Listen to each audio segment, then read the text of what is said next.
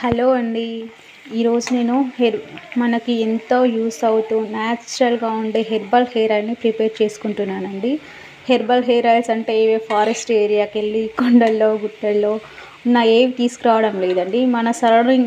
మన సరౌండింగ్స్లో ఉండి మనకి ఎంతో హెల్ప్ఫుల్గా ఉండే యాంటీ బ్యాక్టీరియల్, యాంటీ మైక్రోబియల్, మాయిశ్చరైజర్గా యూస్ అయ్యే ప్లాంట్స్ యొక్క లీవ్స్ అండ్ ఫ్లవర్స్ మాత్రమే నేను యూస్ చేస్తున్నానండి.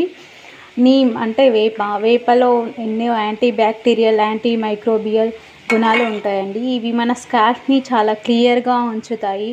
అలాగే బ్యాసిల్లస్, తులసి యాంటీ బ్యాక్టీరియల్, మైక్రోబియల్, వైరల్ ఎన్నో టైప్స్గా యూస్ అయ్యే తులసిని కూడా యూస్ చేస్తున్నాం. అంతేకాకుండా ఇందులో మనం అలోవీరా అనేది ప్రజెంట్గా మనకి మార్కెట్లో చాలా అవైలబుల్గా ఉంటాయి.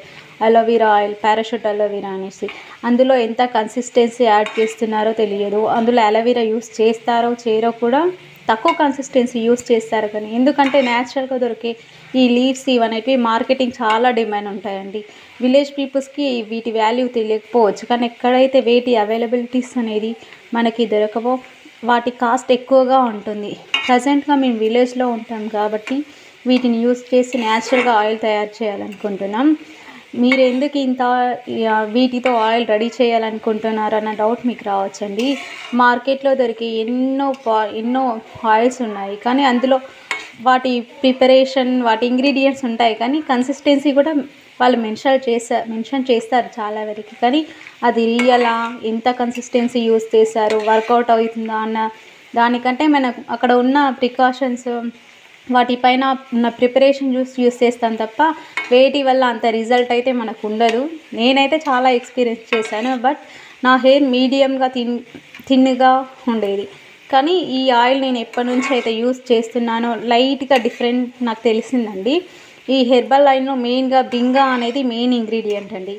కానీ అది ఓన్లీ రైనీ సీజన్ ఇంకా సమ్మర్ సీజన్లో ఉంటుంది. ఈ వింటర్లో మనకి అవైలబిలిటీగా ఉండదు. దాన్ని నేను స్కిప్ చేస్తున్నానండి.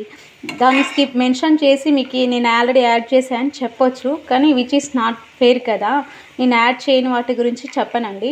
ప్రజెంట్గా ఏవైతే యాడ్ చేశానో ఆ ఇంగ్రీడియంట్స్ మాత్రమే మీకు చెప్పాను. ఇందులో ఇంకా గార్లిక్, లైట్గా ఆనియన్, వాము అనేటివి యూస్ చేశామండి. ఎందుకంటే బాలింతలుగా ఉన్నప్పుడు వాము ఇంకా ఎల్లిపాయ వీటి 2 కాంబినేషన్లో ఆయిల్ యూస్ చేసామండి. చాలా వరకు తెలిసి ఉంటుంది.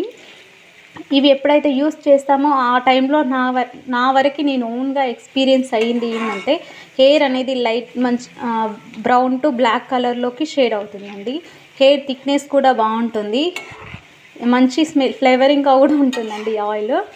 ఈ నార్మల్ ఇంగ్రీడియంట్స్ యూస్ చేసి నేను ఆయిల్ రెడీ చేస్తున్నానండి. ఈ బేసిక్ ఆయిల్ అని చెప్పొచ్చు. మంచిగా మాయిశ్చరైజర్గా, యాంటీ బ్యాక్టీరియల్, మైక్రోబియల్గా మీకు బాగా యూజ్ అవుతుంది. మీ స్కాల్ప్ రిపేరింగ్ కోసం అని చెప్పొచ్చండి. ఫస్ట్ ఇంగ్రీడియంట్ రిపేర్, డ్యామేజ్ అయిన వాటిని రిపేర్ చేసుకోవచ్చు. బయట మార్కెట్లో దొరికే ఎన్నో కెమికల్ ఆయిల్స్ అవి ఇవి వాడి మన హెయిర్ బాగా లాస్ అయిపోయి ఉంటుందండి. స్కాల్ప్ బాగా రిపేర్ అయ్యి ఉంటుంది. కాబట్టి ఈ మెయిన్ ఆయిల్ అనేది మీకు హెయిర్ గ్రోత్ అవుతుంది, ఇంత లాంగ్ అవుతుంది, ఇన్ని డేస్లో ఇన్ని ఇంచెస్ పెరుగుతుందని చెప్పానండి.